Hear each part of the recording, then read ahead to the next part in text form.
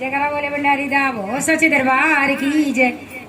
हो डम डम बाजे डमरुआ बोला की नगरी, डम डम बाजे डमरुआ बोला की नगरी, हो डम डम बाजे डमरुआ बोला की नगरी, हो बोला की नगरी, हो शिवा की नगरी, बोला की नगरी, हो शिवा की नगरी, हो डम डम बाजे डमरुआ बोला की नगरी, हो डम डम बाजे डमरुआ बोला की नगरी, हो डम डम बाजे डमरुआ बोला की नगरी, हो डम डम बाजे डमरुआ बोला की नगरी। काशी में बाजे बनारस में बाजे, काशी में बाजे बनारस में बाजे, काशी में बाजे बनारस में बाजे, काशी में बाजे बनारस में बाजे। अरे नाचेला सारे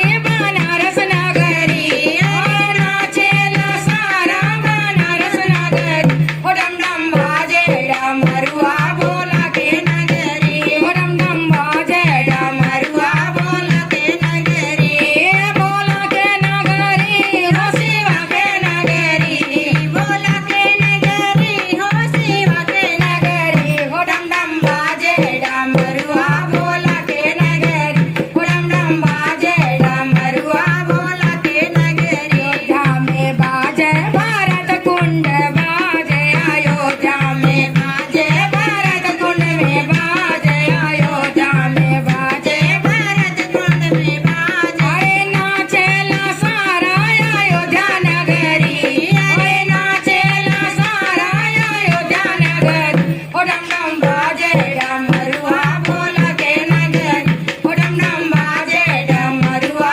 बोला के नगरी, बोला के नगरी, हो शिवा के नगरी, बोला के नगरी, हो शिवा के नगरी, हो डम डम बाजे डमरुआ बोला के नगरी, हो डम डम बाजे डमरुआ बोला के नगरी।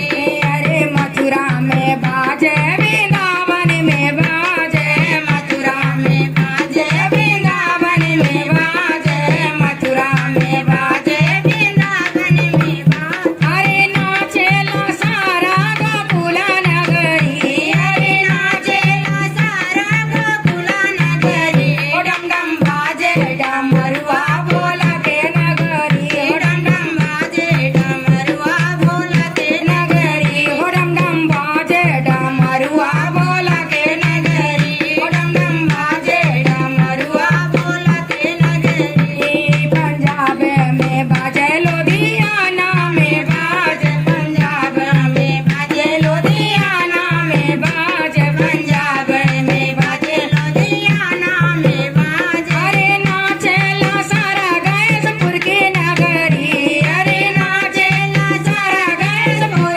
नगरी, हो डम डम बाजे डमरुआ बोला के नगरी, हो डम डम बाजे डमरुआ बोला के नगरी, बोला के नगरी, हो शिवा के नगरी, बोला के नगरी, हो शिवा के नगरी, हो डम डम बाजे डमरुआ बोला के नगरी, हो डम डम बाजे डमरुआ बोला के नगरी। हर हर महादेव, हर हर महादेव, हर हर महादेव, हर हर महादेव, बम बम भोला, बम बम भोला, बम बम भोला, बम बम भोला, हर हर महादेव, हर हर महादेव, बम बम भोले, बम बम भोले। डम बाजे डमरुआ बोला के नगरी, डम डम बाजे डमरुआ बोला के नगरी,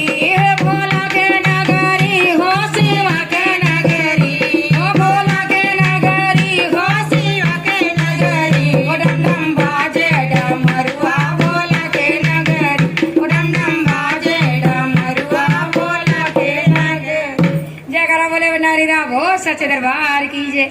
आपको ये भजन कैसा लगा कमेंट में जरूर लिख के भेजना। जयकारा वाक्य बिहारी लाल की वो सच्चे दरबार की जय। अब गैया बुला रही हमारी, चलो दूध निकालो, सब बुला रही है।